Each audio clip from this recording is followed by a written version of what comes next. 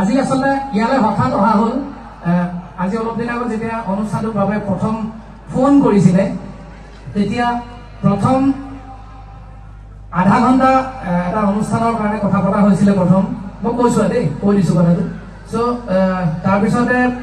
ট্ৰেকত গাবৰ কাৰণে আসলে কথা পতা হৈছিলে কিন্তু মই ট্ৰেকত নাগাও কেতিয়াও মই আসলে কোনো ট্ৰেকত গান গাই পোৱা নাই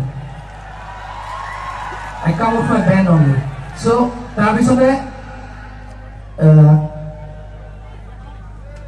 তাৰপিছতে কিবা এটা মোৰ মেনেজমেন্ট আৰু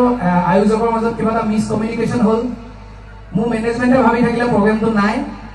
আৰু ইয়াত ভাইটিহঁতে ভাবি থাকিলে মই আহিম বুলি তাৰপিছতে পোষ্টাৰ লগাই দিয়া হ'ল তাৰপিছতে তেওঁলোকৰ যি সীমিত বাজেট আছিলে তেনেকৈ তেওঁলোক আগবাঢ়িছিল আৰু তেওঁলোকে ভাবিলে মই আহিম বুলি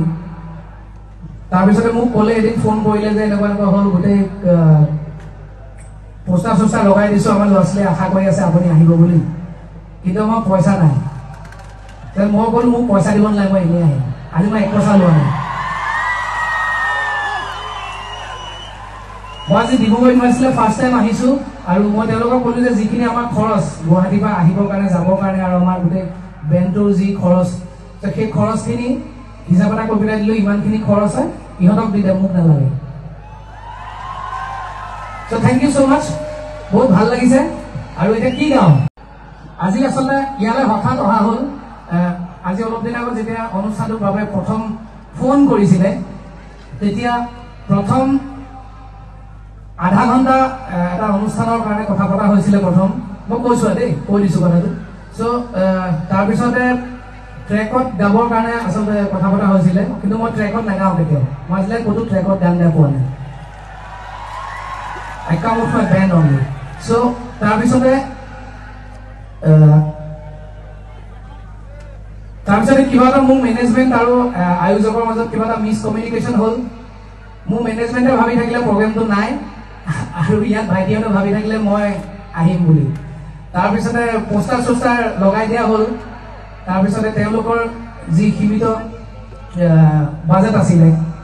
তেনেকৈ তেওঁলোক আগবাঢ়িছিল আৰু তেওঁলোকে ভাবিলে মই আহিম বুলি তাৰপিছতে মোক ক'লে এদিন ফোন কৰিলে যে এনেকুৱা হ'ল গোটেই পোষ্টাৰ লগাই দিছো আমাৰ ল'ৰা-ছোৱালীয়ে আশা কৰি আছে আপুনি আহিব বুলি কিন্তু মই পইচা নাই মই ক'লো মোক পইচা দিব নালাগে মই এনেই আহিম আজি মই 1 পইচা লোৱা নাই